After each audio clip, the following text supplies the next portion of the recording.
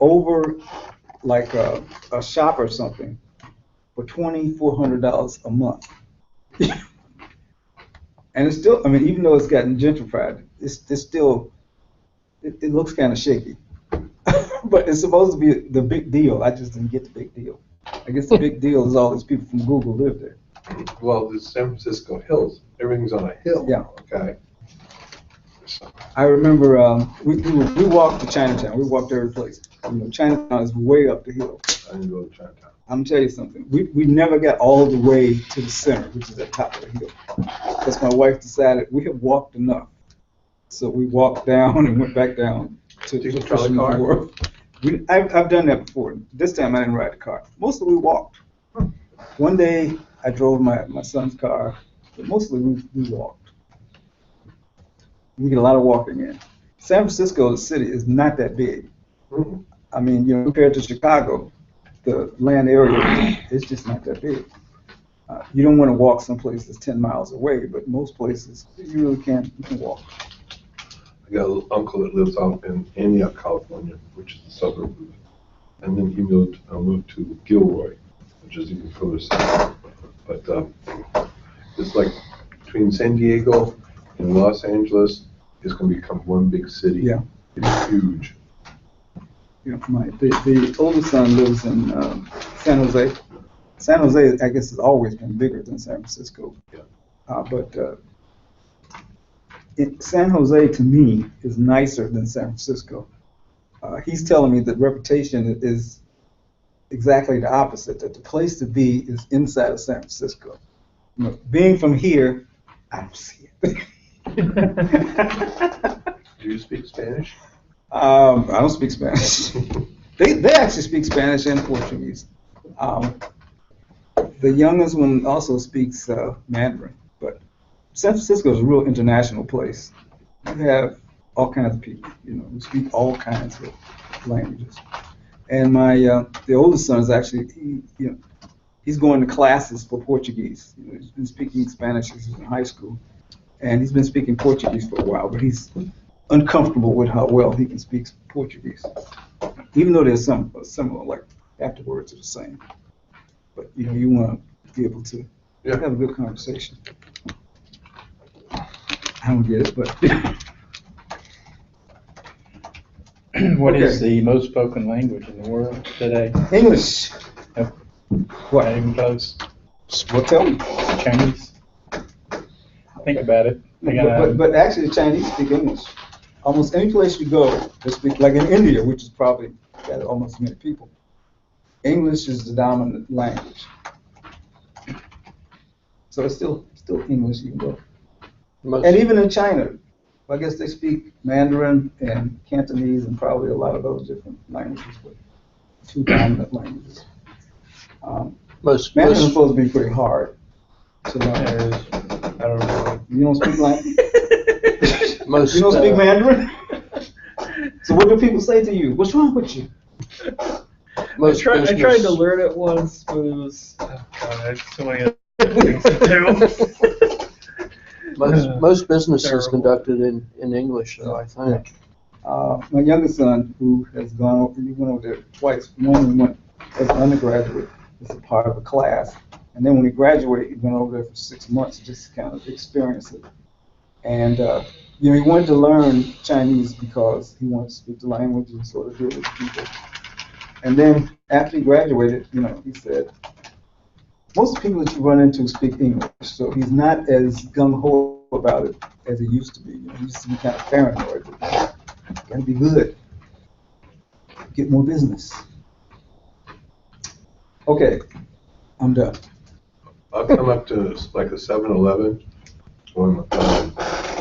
and everybody's speaking Spanish. And I'm saying to myself, where am I, you know? I'm gonna get out the checkout line, and the girl or the lady, boom, got English, and we converse in English. After I go, boom, she goes back to Spanish. I says, wow. How can you do that? Yep, I can't. My sons who travel a lot, like they've been to Portugal quite a few times. They've been to South America where they speak Portuguese. And they say for traveling, it helps, because like if you're in hotels and stuff like that, then, you know, people can talk to you in English, but once you sort of get out, So what's in Portuguese that Portugal did you go see? you go to Brazil. Yeah, Or Brazil Portugal. is- Actually, I got some pictures from Portugal. Portugal is an old European Roman Empire-like place. Right. And plus, one of the twins likes to climb a lot. Okay. Actually, when they go to some of these places, they go as groups, and then whatever mountains are in the area, they climb the mountain, or they go to villages and stuff like that. But the Portuguese is mainly for Brazil, which was a Portuguese colony. And Brazil is actually, South America in general is real popular for people, tourists.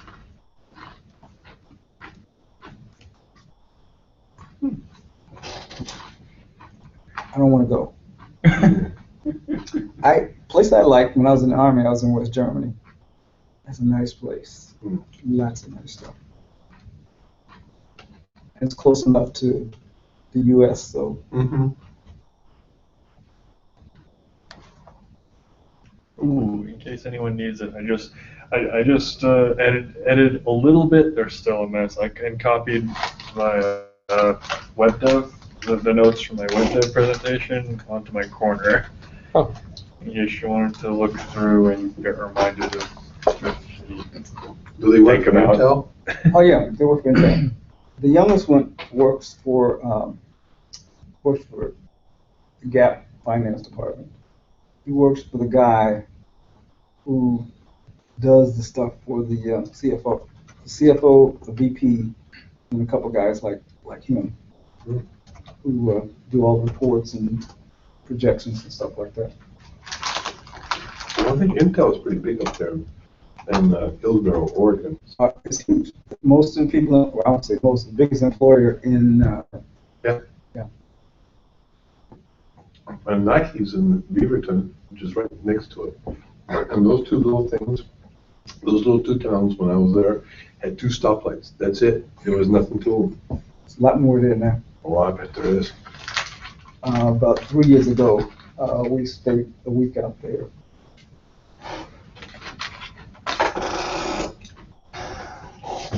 I plan to go out there in July from part of my bucket list. The bucket list. Yeah, from that area, so I'm saying goodbye to all my relatives out there. Oh, okay. They also had really good restaurants. Thing I remember was good restaurants in the hippies. They're not called hippies anymore, but you know, same thing. Mm-hmm.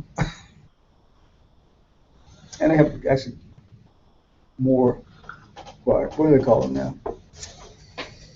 Ooh, there's another name. Yuppies? No. Ooh, it'll come.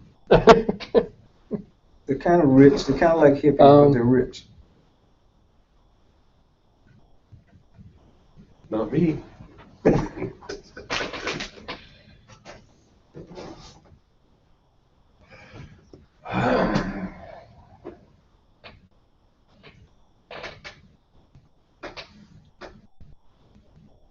I don't know what boat this is.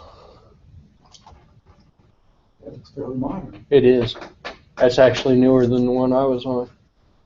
I was trying to find some pictures showing people standing up inside of them. Actually, that looks a little bit like the control center. I was in a radar missile outfit, and they had a battery control central. Looks a little bit like that. Yeah. Well, that piece of equipment right there must be classified because they're covered up. And they probably don't have that. One of the problems with this control center in my missile battery was that at night people they would pull duty and they'd go to sleep. You couldn't do that on a submarine. You're not supposed to do it, you know, in the Army. Every now and then, you know, some Well, Russian plane would fly into Nuremberg and land, and nobody saw them. You know, 15 batteries. that's right on the con. So the captain or the officer of the deck or Standing there watching. or sitting in that chair right behind you, ready to smack you in the back of the head if you do something stupid. I saw another really high-tech thing. Have you heard about, in the, I think the 40s, they used to have these automats for food. There was a vegetarian place that we went to that had these terminals, and you went out and you ordered the food from the terminal. You never saw the people preparing it. It got queued up on monitors. The thing also charged you money. And then they had like these compartments that you could go and pick your food up. And then they have food courts where you go and eat it. But you didn't see any people like one of these automatics. And I guess some startup, lots of startups out there, had this pilot program going. Well, I understand that Wendy's, like they're remodeling the Wendy's out by me, they're just gonna have like a marquee where you just kind of punch in whatever Yeah. you want and give the money and it's gonna come back out. Yeah. So they're gonna eliminate the people. Yeah, person. this thing was like that. The people are eliminated. I mean, they're there somewhere because they're the ones I think that put the stuff in sort of appears in the slot. Like there's a transparent window, your name will come across it, and the food will be there. And you pick it up and go sit down and eat your food. And you don't see any humans. Well, I think that's coming to Wendy's now. Something similar to that, okay? What, you mean inside the Wendy's? You walk inside Wendy's. Okay. And you're gonna, instead of being greeted by somebody behind the counter, Yeah. you're gonna walk up to a screen. Yeah. Okay. You're gonna punch in what you want, throw your credit card or cash into it, okay? And the next thing you know, it's gonna come out of the slot. Yeah, it was exactly like that. Yeah, it's coming. They're talking about a new ice cream store that's gonna, no, it's not ice cream, it's the drink that's health drink. The robot's gonna make it for you. It's gonna be a robot.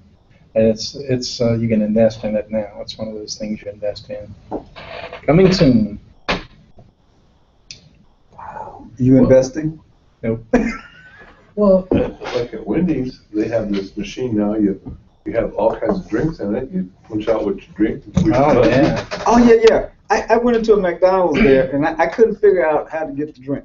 The thing that I couldn't figure out is you're supposed to sit it down on the bottom, and then it will come out. The woman saw me up there messing with it, and she just came up and felt sorry and helped me. But punching the buttons, that was okay. Yeah. But there was no instructions that said sit the cup down, Yeah. and it'll come out. They're kind of crude. They're kind of crude. That's out of water. Look at how big that thing is. Well, How many people? I mean, how many? 100, according to this article, this one, 130 normal crew, plus the capability of 50 commandos. Wow. Well, when I think of some of these, I think of the Thresher. The Thresher was one that went down. Yeah. Okay, That was, and Crushed. yeah. crushed it. You go down a couple thousand feet, that's a little much. Yep. Well, It lost power. The thing that you think about, well, my wife especially thought about it. Suppose somebody gets mad in this thing. I mean, you're down there, and you have some people that just get mad. Yeah, it's just Start people. fighting. Yeah, there's people. There's people. Where you have people, you're gonna have interaction. I mean- With those close quarters, you can't tolerate a lot of that. You gotta have order. I'll tell you, it doesn't happen as much as you think it would. Distracted. Yeah, there's really too much to do. And there's only, I mean, on the boat I was on, there was maybe 130 people. And there's way too much to do. What I is mean, there you're- to do? You're not going to go in there and overhaul the nuclear power plant. Well, not while it's running. Oh no, you're not going to touch that. Well, It's like you don't have to go out there and mow the lawn and cut the grass. Or what is there to do? Swap the deck.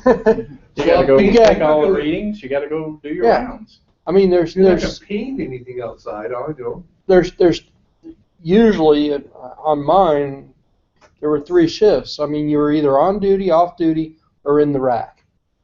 And that was pretty much your life. Yeah. Did you have your own bunk? No, we hot swapped.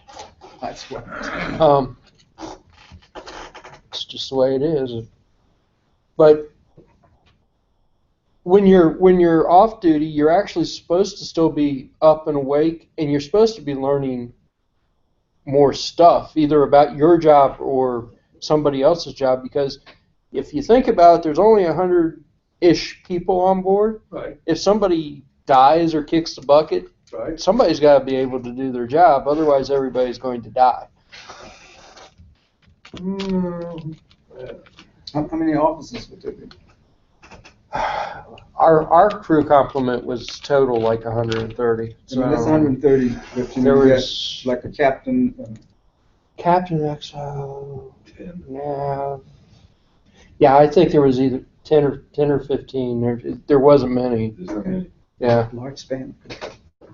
He's got a lot of privates. So one guy catch, oh, you're all right. I'm just you really. What is there to do? You really- You can't paint. You can't repair. You know. You're going to be busy. You're going to be They do have a lot of busy. Yeah. technology on those 18 things. hours a day. You know. And Find 18 something hours for a you day. to do. And then hopefully the 8 hours that you're not busy, you're going to be asleep. Plus, somebody's got to wash the clothes, and somebody's got to run. You probably had a store on there. ours store? No McDonald's. No. Our mess tech was open 24 hours, but I mean that's as close as you're going to get to. But on these carriers, you know, they got movies and Right. McDonald's. Well, and we had Wendy's. movies, we had videos, we could play video games, but you're really supposed to be learning more stuff. You're not really supposed to be just doing whatever. And then when you're supposed to be asleep, you're supposed to be asleep. Okay. Really asleep. Yeah. So you take it apart, okay, and you can't put it back together. What the hell do you do? Like a lawnmower. You'd have to be there. The conflicts between people don't happen nearly as much as what you'd think because you're just too busy dealing with Well, the other everything thing, I would else. think that they would do some profiling to say, They do. there's some people you can't put down doing No. that kind of stuff. Yeah. They have a new series on one of the channels called Naked and Afraid. Have you guys heard of that? Yeah. And this last week, they just put two people out there, a man and a woman, and they're put out there with nothing in Guatemala and whatever. And this week they had one where the woman was a little interesting and she threatened to kill the guy.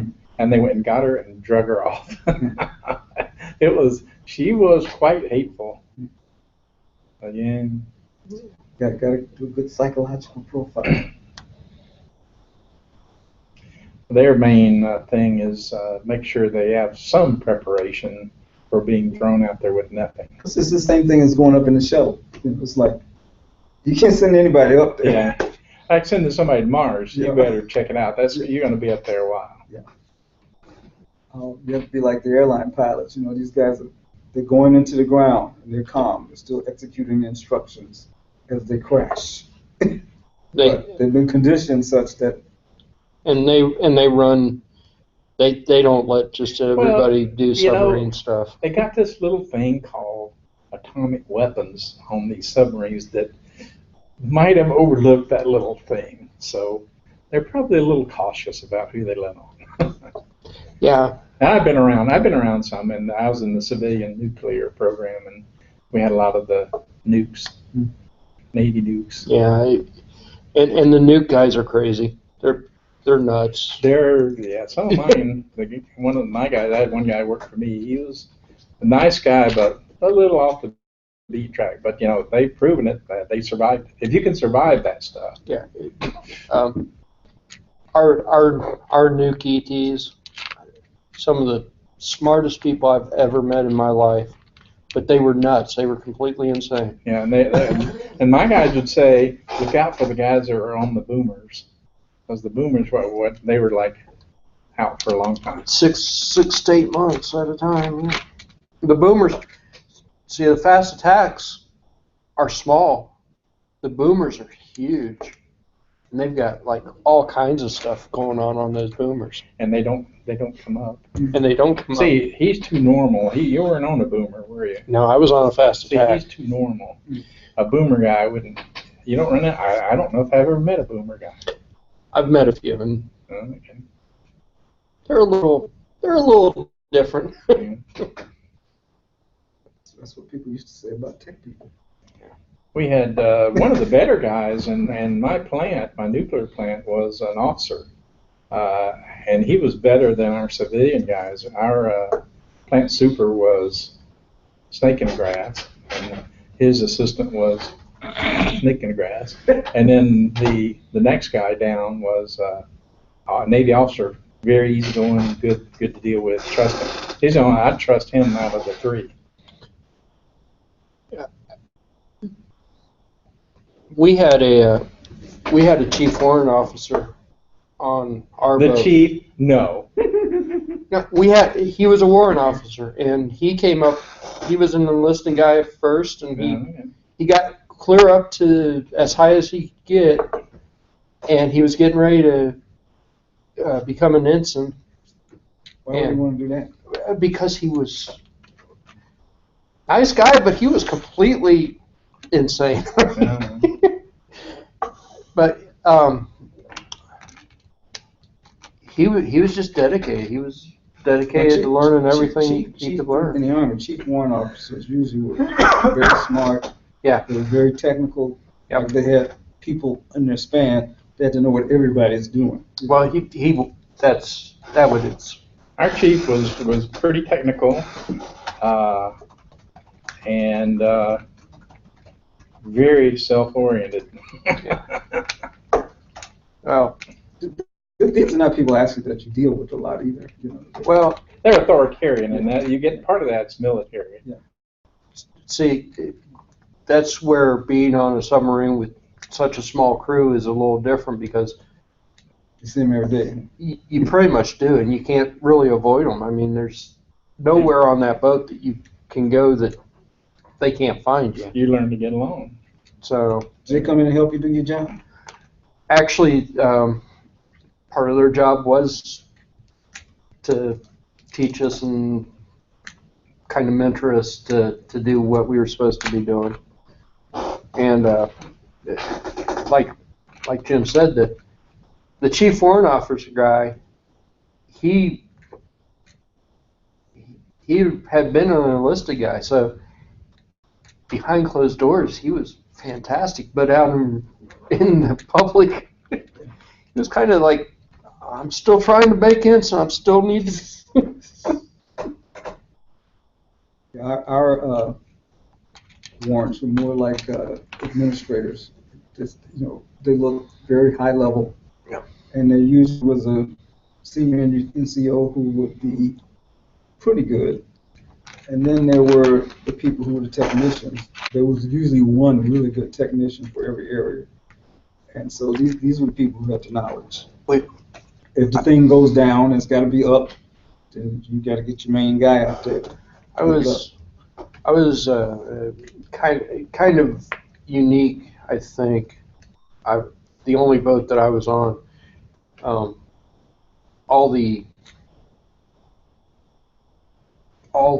we had a bunch of chiefs and a couple of master chiefs on board, and then we had the chief warrant officer. We had a couple of ensigns, and we had, but mostly we had commanders and above. I mean, just Brass. really, really up there. Tactical people. Yeah. So.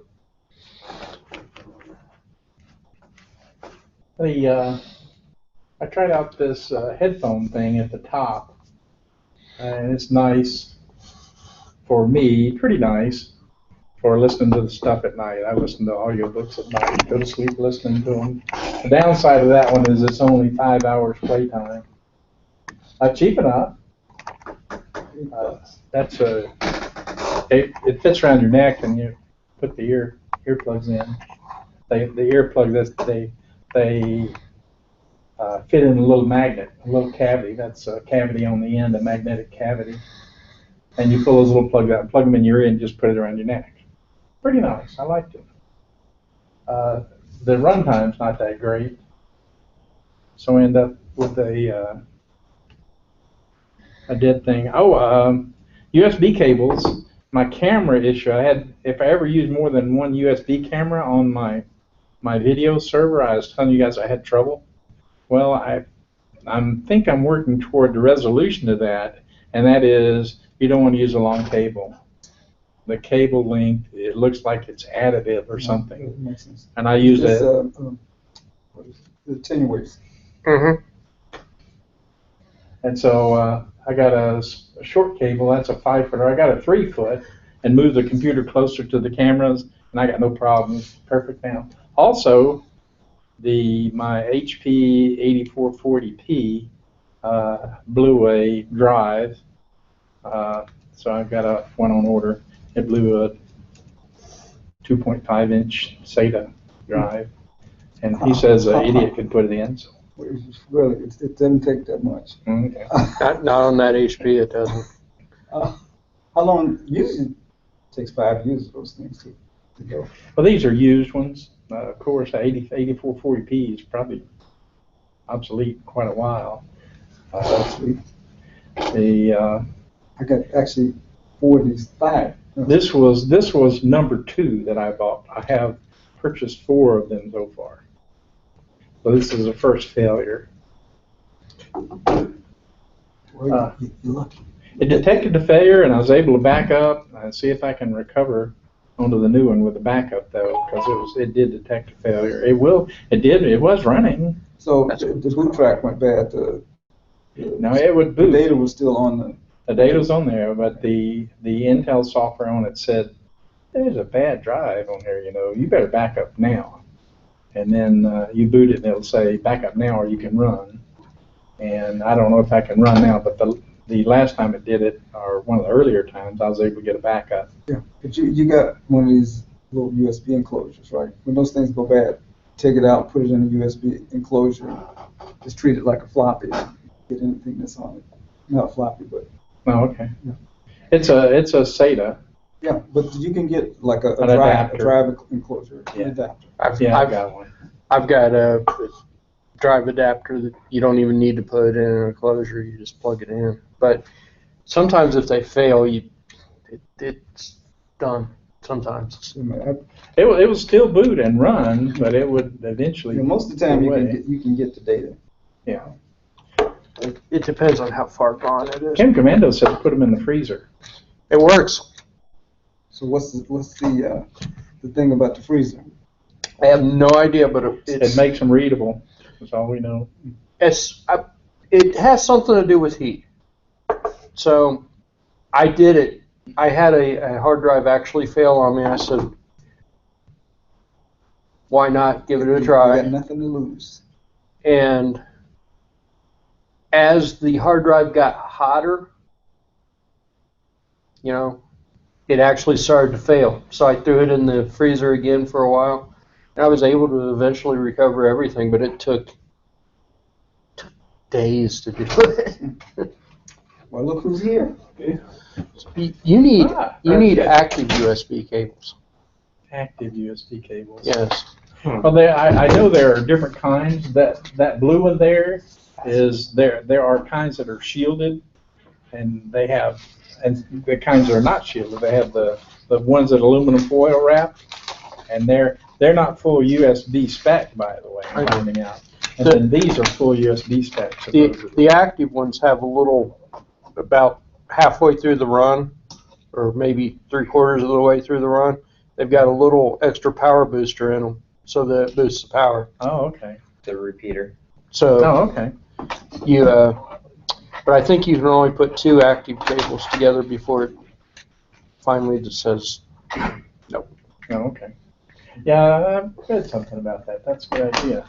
Now, right now, I've got it licked. As long as I don't go any more distance. I ordered a Bluetooth headset for lawnmower riding. so I can listen to the cell phone radio with a headset, Bluetooth.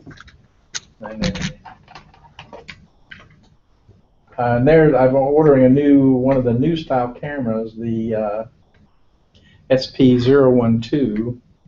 I'm still tinkering with it. I got the memory in and put the memory chip in the camera. It's kind of standalone. It will alarm by itself. So this is a new style. So what's the difference in that one and that old one? Did I show you the demo of what it looks like on the screen? It comes with an app now. This is not the one that goes to the server in China. This is the one that goes to the server in Okay, China. You showed it. Okay. It has a built-in chip, and it'll do recording, and it'll record to that, and it'll play the videos from that. I've got to get it. My next trick is to get it to record on demand when it alarms. It'll alarm now. This thing will beep when somebody walks by it. So it's a little more direct.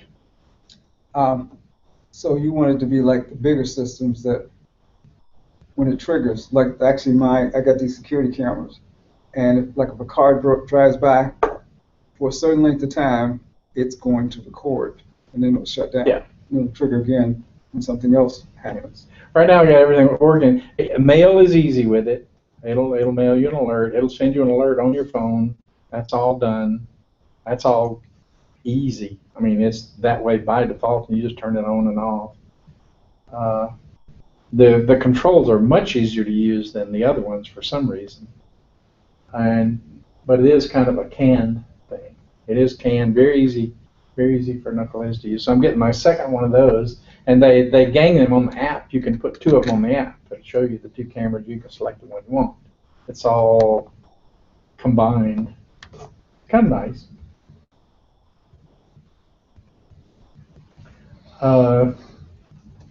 The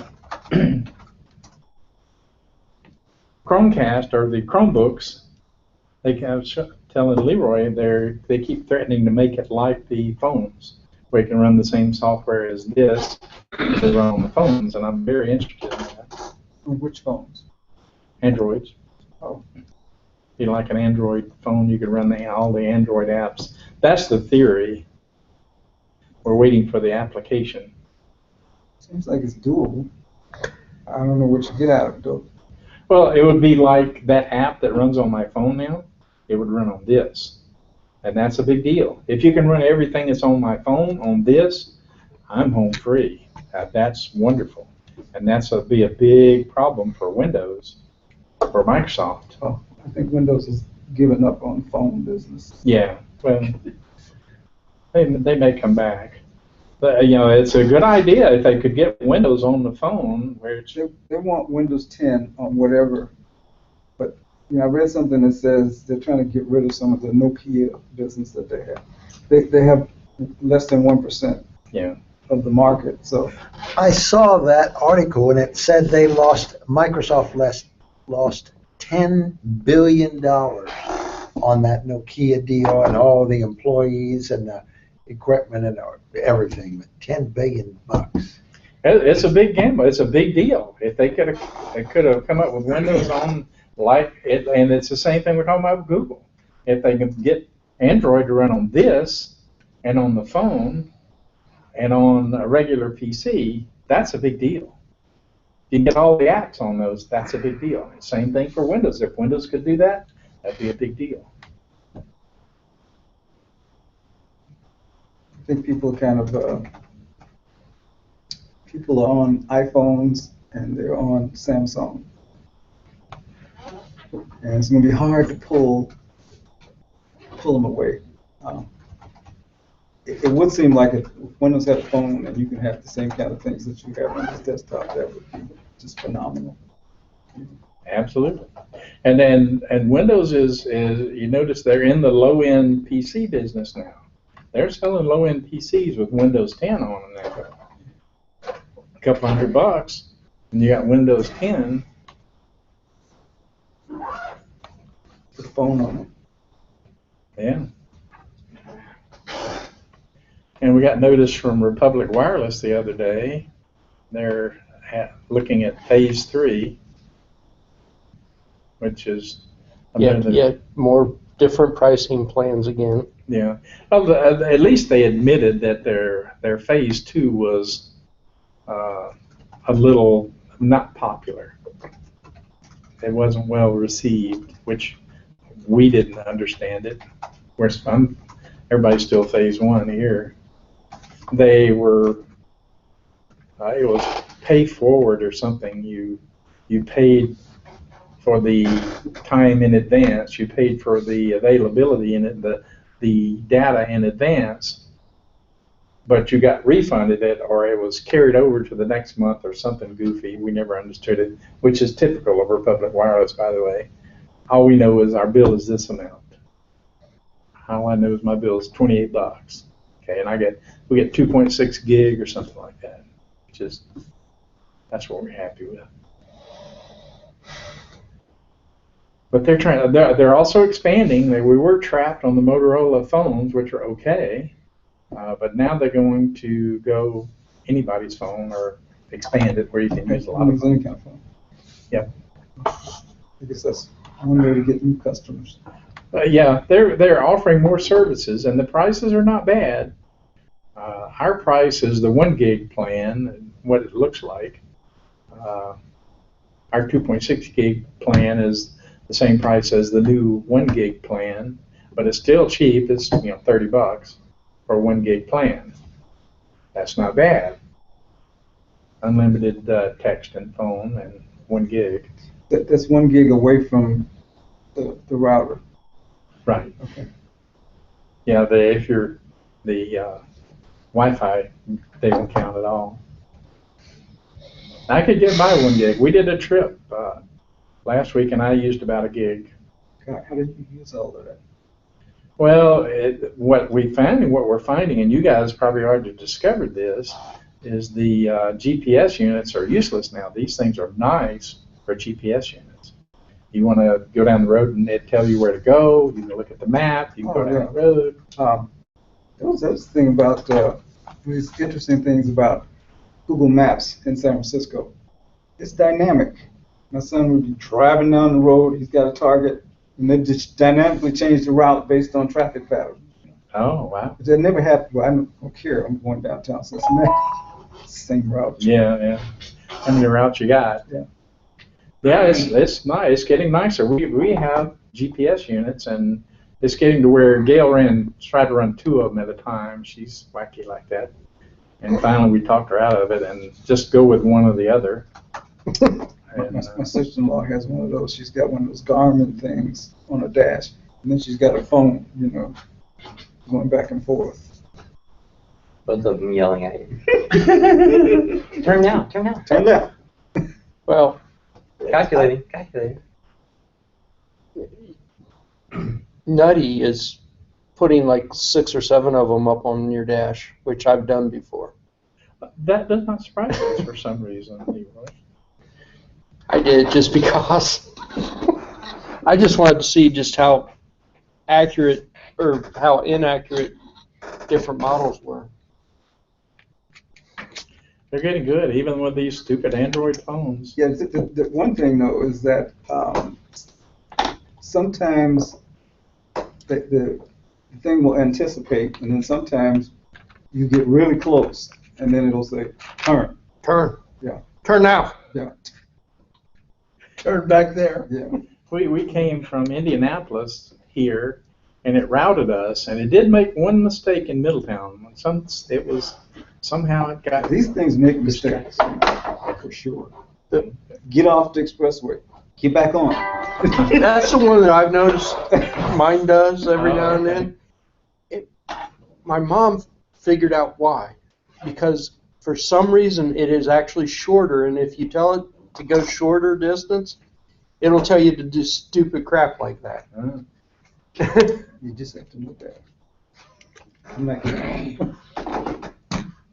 So far, we used the phone coming back, and it was okay. It took us I-70 from Indy to here to Monroe. It's okay. The time was accurate. It got us home on time. Just a little back roadish. Send you down 35. It's probably the best way to go. Really? I noticed I-70 is probably better than the other one. Well, when I was driving a cab, 35 was always the fastest way to get. That was it. Oh, yeah. Okay. So I feel glad you told me that. Makes me feel more comfortable with it. What in the heck are you up to, Ray? Jeez, oh Pete. So I went to Hamvention this past weekend. It was a lot of fun. And you bought something. Well, I'm always looking around for junk that other people can't recognize. So I found a box of GPS units. USB, it uses a PL2303 standard driver. Basically, this 2303 driver makes whatever device look like a COM port.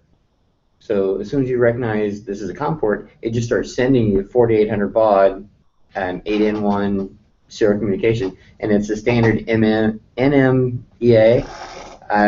GPS, and it's been the standard from Global Sat for years and years and years. Okay. And I bought one just to, hey, what is this? Make sure it is what I thought it was. I want to make sure I got the drivers, and it's got a general all Windows driver, so it does for Windows 8, Windows 10, all of them. And I thought, okay, so the GPS is viable. So I went back and thought, okay, well, we might be able to integrate this into the robotics toys and Windows. And I looked, and they've got a Unix driver. All you do is plug it in, and the PL2303 driver is standard with all releases of Unix and QNX and whatever else. So it just looks like a driver. It's under the dev directory and just starts sending you data. So like, oh, that's cool. You can buy a $12 board for Arduino, which is a USB host, and it will start talking to the GPS unit. So now, Did you get that to work? I bought the board. It's still in shipping to get here. So, but all the GPS units work. So I went back and I bought I'm guessing it's around 100, 150 GPS units for $2 each. Okay. So all these GPS units, if nothing else, I'll put them on eBay.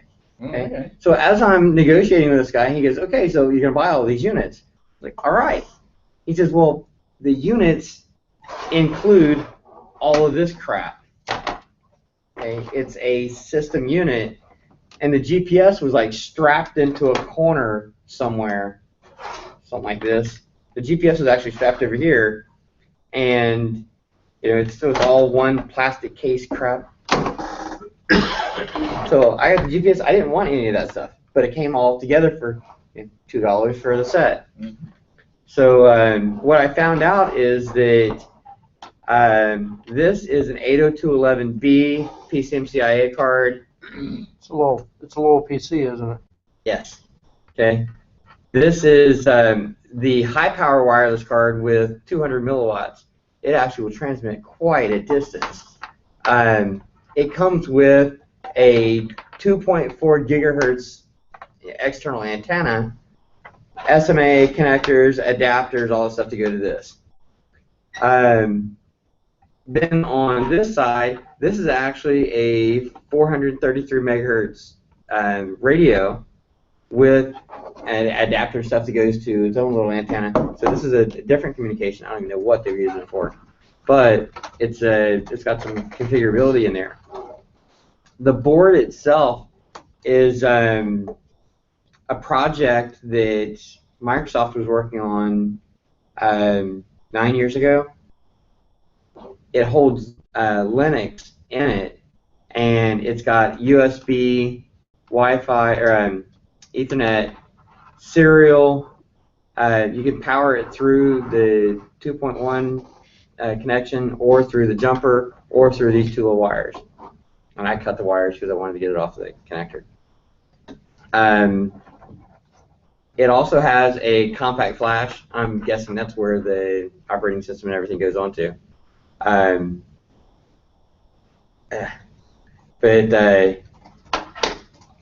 now I've got a crap load of those that I don't need. And I'm not a Linux guy, so I don't want them. Sounds like you want to make some deals. If anybody wants a board or two, you can have one. So, That doesn't have the GPS. no, the GPSs are Somewhere else. There's like 3 of them in my truck and 100 or whatever at home. But it comes with the GPS. All of them come with the GPS? They all came with the GPS. Oh, okay. Yeah. What were they used for? Oh yeah. Here's what they were used for. At Carnegie Mellon University, they were mounting these boxes onto all of their lawnmowers, the college-owned vehicles and stuff like that. So if while the vehicle was traveling around, it was on campus network, and if it left the campus network, somebody had to explain why. And if it left campus network for a certain amount of time, and it was on they'd campus, say, "Hey, it's stolen." It was on campus network via 430 megahertz. I don't know. I don't know. But the GPS was going 802.11b. That 802.11b, I'm guessing that thing's going to go, a mile at 200 milliwatts, and pretty good communication. That's significant. 802.11b. One of the older. Yeah, it's an older standard, but it's Wi-Fi. Okay, it's still That's usable. 10, okay. 10 megabits. Most Wi-Fi routers, they'll do A, which is old, B, G, N, and the newest ones do AP. But So I think AB, AC. It's AC. AC. Yeah, you've been around, been off for a while. Maybe I was reading something else that says AP. But It's AC. okay. AP might be like new. Yeah, I was reading something else that was saying AP, but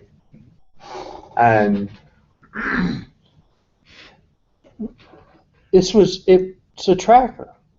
It was sending GPS data It's a back GPS. to a server somewhere. Yeah. Okay. So this could be could actually be very Android helpful if we could, but it's probably not that accurate.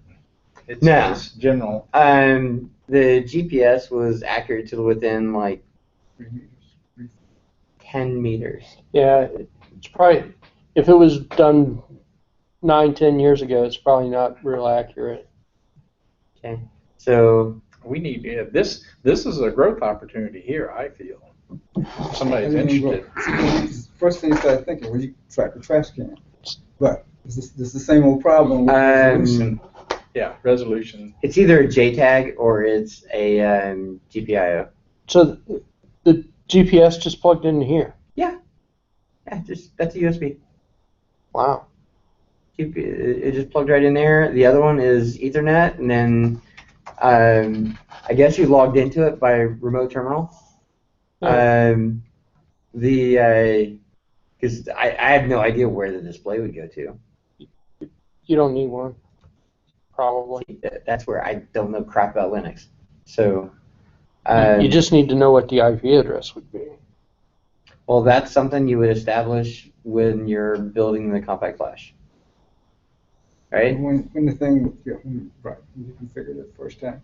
Okay, so this is something that would be fun, interesting. I mean, for the club, that if we, some of the guys can't afford to buy a Raspberry Pi or something to learn Linux on, here you go. I'll tell you something. That would be, it would be hard. Yeah. Because right now I'm bringing up a CentOS Linux, which has all the documentation, has everything, and it's still treacherous. Something like this, unless you had the source code and really a lot of energy. There's an entire website that is dedicated to that board and explaining the build of the OS, the build of the Linux. It's probably a really efficient version of Linux. And a lot of the older It versions, would almost have to they be. were very efficient. These things now are just bloated to. Strong arm. So it's an ARM processor. Mm-hmm. It's they're saying it's an equivalent to a 400 megahertz, like a Dell Axum controller and processor power. How old is it? About What 8 years year old. was this been made? At 8 years old. PCMCIA Okay, is. so that would be Red Hat what? They're saying Linux version 4.3 or 3.4. But I copied everything I could from the website, like hoping I don't lose it. So anyway, it came with these cool boxes. I figured hell the boxes were 50%. Yeah. So. The cool thing about the box is that it has the standard connector, power connector, fuse, and I can. This is where the 2.4 gigahertz antenna went into. But I mean, I can plug that hole, and I got a crap load of boxes. Is that plastic or aluminum? ABS plastic. But yeah, I figure what the heck, use them. But if anybody wants one of these things, reimburse me $2, $3, whatever. I'll take 10 of them for the people, the club members. Okay. So yeah, next haul them in and we'll everybody All right. each one can get one. It's just fun. It's a fun thing. Okay. And Leroy can might know enough about it to. I grabbed as much information off of the web as I could about these. I got the spec sheet for the board. I mean, the PCMCIA is not that big of a deal, but they've all got the little connectors and everything, so it's cool. I'm curious about the version of Linux. It was like 3.4 or 4.3 or something stupid like that. Well, that would be newer. I don't know. No, it's definitely older. But I'll see what else I can find. But I got a box of these things Custom in my garage now. But I mean, even if it's just the box is box. worth more than. Even if it's just the box. I can use that box after right now. Yeah. I didn't want to break the antennas off it because yeah. It's kind of molded we can't get the brass nut around the base to that turn. I don't know what they did. I don't know how they did it. And I didn't want to yank that out of there to ruin the antenna. I didn't know if the antenna was, how it was on the other end. If it's I don't know. I don't know what it is on this end.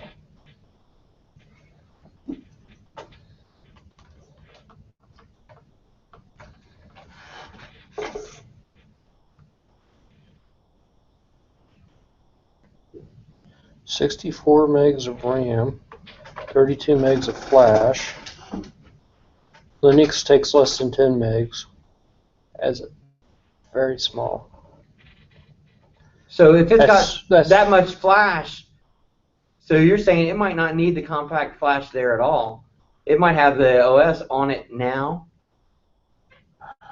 What you're saying? It's possible that it's actually embedded Linux. That's even cooler because none of them have the compact flash card on. I don't know if they ever have. And they wouldn't bother to take them off if they had them. They might. Somebody might have grabbed the compact flash. Yeah. Just to say, hey, we don't want you messing with. If it was a custom OS for Carnegie Mellon or something, they might have pulled it. Okay. Let me see it. I'll basically, if the pins are oxidized or not oxidized, that might indicate something. It's got a bunch of watchdog timers on it. No, it's got one. It's got one watchdog timer. I read that wrong. But anyway, I had fun. We sold robots. Cool. Me and some of the other guys, we put together, I want to say other guys, my employees, we put together like 60 robot kits. We probably sold 15. But we didn't know which kit was going to sell the best. Mm-hmm. I've been working like a madman trying to get the website up and running and all the other stuff. So if you want to, you can pull up rabbitrobots.com.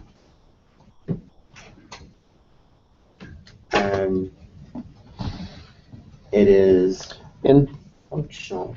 Embedded Tiny OS platform. So I bet that thing will power up and you've got some sort of Linux already on it. Yep. Sounds like it's already embedded. Sweet. All right. They're actually not calling it Linux. They're calling it Uh, Tiny OS, whatever that. Click on the bottom left. It says It's robot some kits. version It's Some version there. of Left, Linux. all the way far left. This is robot kits. Robot. Middle left. Middle left. The robot Yeah, kits. up a little bit. Okay, got it. So if you scroll down, the item that actually sold the best at the show, we did the Bitty Rover sold really well for $75 a kit, Wow. and the Droid Rover at $135 a kit. It was just a show special. So we did pretty good. $75 for the bitty, huh? Mm-hmm. And you sold how We many sold a bitties? bunch of them. We sold probably 8 or 9 of those. Cool. But I mean, I still think all these prices up there are wrong. It should say like 85 and then sale price 75. But yeah, we've been moving along. We still So don't you have. got these up on the eBay now, or? No, we haven't put anything on eBay because I've been waiting on my lawyer to get the employer identification number and registered as an LLC. So now that we've got that done, which got completed this morning, we'll be able to register completely with PayPal and eBay, and we can start selling these on eBay. Cool.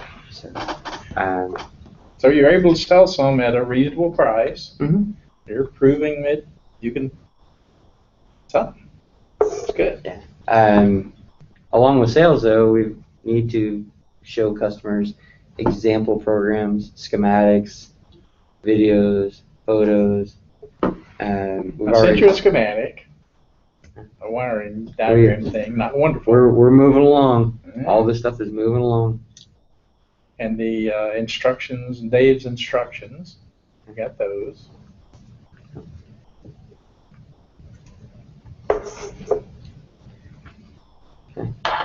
So you're going to put the bitty up first? On eBay? Yeah. Oh yeah. Yeah. Are you? It actually it sold the best as far as interest. Mhm. But everybody that saw it, the things that we were looking at is that, asking the people that walk by, what features you would like to have in it, what price range is right, and I feel like an immediate upgrade to include all the TCRT 5000 sensors on the bottom, for the bottom. That's something everybody wants to see. Also, we want to do it's called a Dogbot kit. It was just the best. My son was carrying around what we call the bone. It's simply an infrared transmitter, and it has a little reflector on it and a bunch of infrared lights that just glow like it's a little fire or whatever. And then on the little robot, it has 3 sensors or 5 sensors, whatever you want. Theirs had 3, and it would look to see which one of the sensors could see the glowing infrared, and it would chase you around. And my son had so much fun playing with that dog. Yeah. Okay, sounds like that might be more lucrative than the bitty. first. Yeah. If your son, if you think that would catch on. He's 3 years old. Everybody had fun with that. Aiden, the grandkid, we saw one of those that somebody had made at one of the maker fairs somewhere. He loved it. He ran all over the place and everything, chased him down. Yeah. Are they on the market? Are they marketed cheap now? Are they not on the market? Or Oh, the dog bot that I saw was somebody had done Lego NXT. Yeah. It was one of the first robotics students. Yep. That basically they built like 4 different robots, and that was one of them. That's what this was too. It wasn't a Lego one. It was a Vex robot, but it was a First Robotics Club that did it. can you put one in production? You ready I for could. production? Oh, we basically did a miniature production to build all these. I worked 2.5 days with a total of like 7 hours sleep in 2.5 days, and so me and 2 employees were able to build all these 60 robots. Cool. That's pretty good. Wow. And we could have done more if You we built already kits. had our stuff. You built the kits. Well, we lasered out the frames and Didn't assemble it. we did not assemble the robots. We built the kits into a box. But we used the bag sealer, counted out every nut and bolt, screw, and everything for everybody. Cool. We did a you know how you and I did the stickers for the box. Mhm. We did all new stickers for each one of the robot kits. We did a bill of materials that include what all is included in this kit, and it's a really small information flyer that says, hey, you need to go to this website to get the full tutorial and schematic and other information, which we don't have done yet. For it to really go, you need that library. The examples. Well, or- it's not so much examples, but libraries. For instance, most of the stuff, the library is a small amount of code. If I look at, again, my favorite, which is the Zumo, they have a phenomenal library. And then they have to use some examples to use with the library. Yeah, I think that having because otherwise good people, examples. Otherwise, people are going to have to be super coders.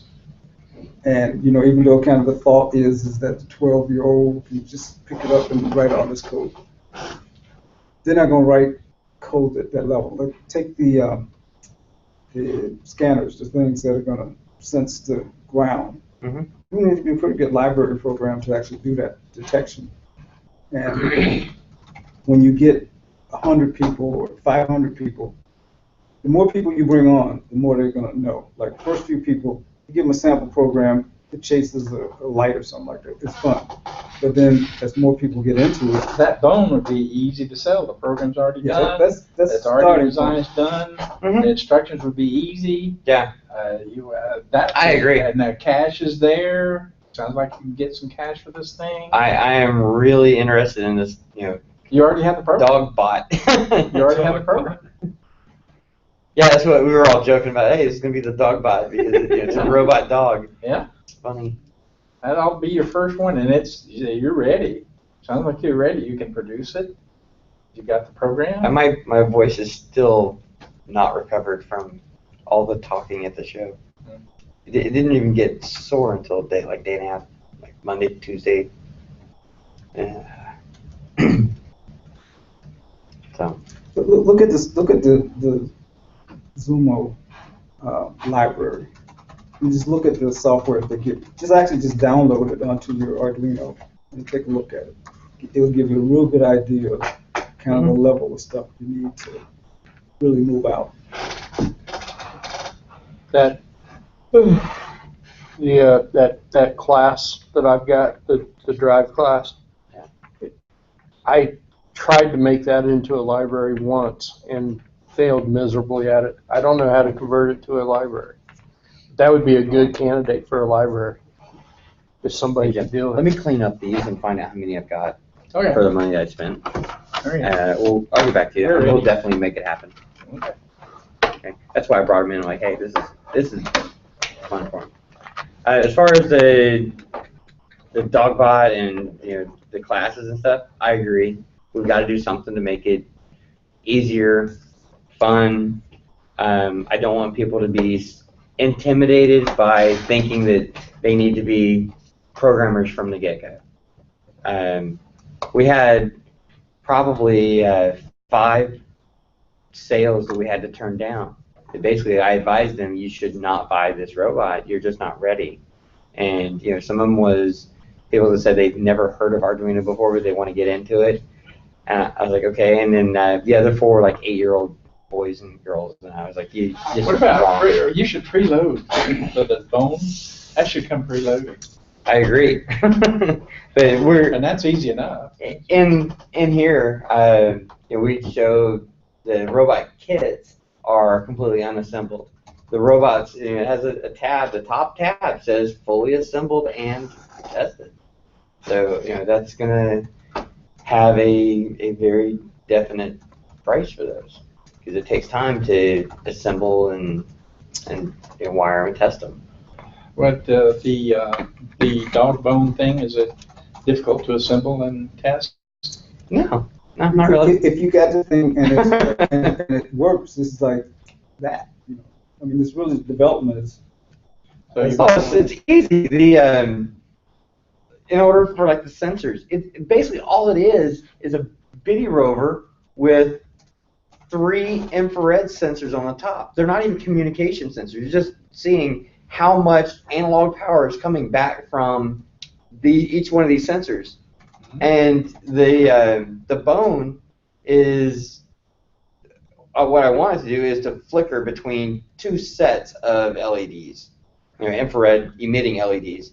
And the infrared emitting LEDs it's already a purchased board. So all you have to have is a spacer, and something that makes it just toggle back and forth between top set of LEDs and bottom set of LEDs. Okay. I mean, what about the code? Arduino. To make it bounce back and forth, it doesn't have to be an Arduino. Oh, so you're not looking at this like a processor. The bone itself, okay. Not the Dogbot is looking for whoever's got the bone in their hand. Oh. So that's why when we gave it to my son and he's holding it and he's walking backwards, running from the dog, and it was cool. Everybody was videoing him at the show. But if you wanted to use an Arduino to make it cycle back and forth, that would be great. You could use a Nano or whatever else just to fit together. Okay, so this is completely different than the bitty rover. Well, the Dogbot, if you want to compare it to the bitty rover, the bitty rover has the ability to add encoders and the line followers and sonar and all that stuff. The Dogbot doesn't need ultrasonic or anything else. It needs 3 infrared detectors. That's it. And it's a bitty rover with 3 infrared detectors and a separate bone. Right. Okay. The bone is just something for it to seek. Yeah. Okay, but what makes it seek? The bitty rover has... The bone is transmitting infrared. Okay. The bitty rover is looking for infrared. Okay. So all it's doing is chasing the light. And the code's already done for the bitty rover. Right. Oh, okay. You remember when he did the one robot that was looking for the light, and he had the lamp at the end of the table, Mm-hmm. and it was actually seeking for Okay, it? so you got this code already. No. Okay. It's not that hard. Okay. I mean, all you're doing is picking, you look at the 3 LEDs, okay, this one's got the most power, tilt towards it. The middle one's got the most power, tilt towards that. I hear the words. And it gets down to implementation. I have already purchased the parts, and we hear the words, we'll see the robot soon. It's not that hard. Did you have a working model doing this? The Dogbot that was there was working great. I didn't. It wasn't my robot. Oh, okay. It was somebody else's. But it got a lot of attention, and I think if I had more stuff actually moving and doing stuff, we would have had a lot more attention at our booth. Okay. So you're getting your LLC set up and getting eBay Done. set up. What's the projected tee-off for the selling it on eBay? Monday. Whoa! moving fast. Okay, and you're gonna sell the video, so you're gonna do the video over Monday, Yes. Yeah. and the dog bites to follow up soon. It's, Yeah, it's that'll be something within like a month or this. so. Okay. It's something like this. This Yeah. maybe. Come on. So that thing that he's got in his hands has got infrared lights in it, Okay. and this robot's just trying to catch the infrared light. Yeah. It's very much like what Jen did with, Oh, with yeah. visible light. Something is Yeah, making the It's turn, very, and you need the software to do that. That's what I'm saying. What as I'll long also as you're say is inside, that is Oh. dumb. Oh, yeah. mentally, But this one that was chasing Aiden was faster, it was Yeah. more responsive, but when it got so close, it knew the intensity of the Yeah. and it was almost ready to come up his leg. It was hilarious. As long as it's could see the thing, the one that Aiden was playing with, if he held it down, it would come to about a foot away from him and just stop and wait, and he would walk away and it would start following him again. It was really cool. Were you there? No, Oh, he's talking about a separate situation. Oh, same idea, different robot. But everybody was videoing it. My daughter got videos of it. Yeah. Carrie Hicks is the teacher that is in charge of the first robotics that was at the Hamvention. And the Hamvention committee originally was going to give them 4 spots, but the vendor that was supposed to go in this larger area, they canceled at the last minute. So they told them, hey, you can have 10 spaces in the middle of the room. And so they came in, they set up the entire competing arena, they put up banners and everything, and they got a lot of attention. So we're pretty sure that Hamvention is going to do the same thing next year to give them that space, because everybody that was at the Hamvention will remember, hey, look, remember seeing all these robots there, from the students. And the students came over and to my booth and they were like, "Thank you for helping us out with the lasers," because I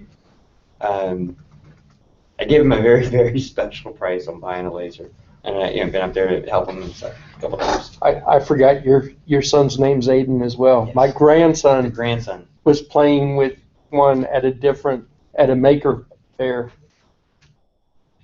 and same thing. It was the same, but it was fast. I mean, it was fast, and Yeah. if it didn't see the light, it would run you over in a heartbeat. The one that I saw, if it didn't see enough, it would stop and then start looking around like a lost puppy. Okay. Yeah. Well, Start looking around. the one that was up there where we were at, it would, like, he got behind me and it could still see the light through me, and it didn't have any kind of collision detection on it. They were holding this one with a yellow tape reflector so that it was kind of brighter. Yeah. I mean, obviously we can't see any of it, but the guy was hiding it, and the dog would get lost, and then he'd show it out, and the dog would come rolling up to him faster. I think a good idea would be to have a left, center, and a right infrared, and an upward pointing one, so that as it got closer, the intensity for the top one would be higher than the intensity on the bottom one, and therefore it would stop in front of you. I think rather than doing a collision ultrasonic. Well, Doesn't matter. see, my grandkid, he got behind me a couple of times, and the robot was still trying to get to him, but it would run over me trying to get to him because it didn't have any kind of collision detection in it.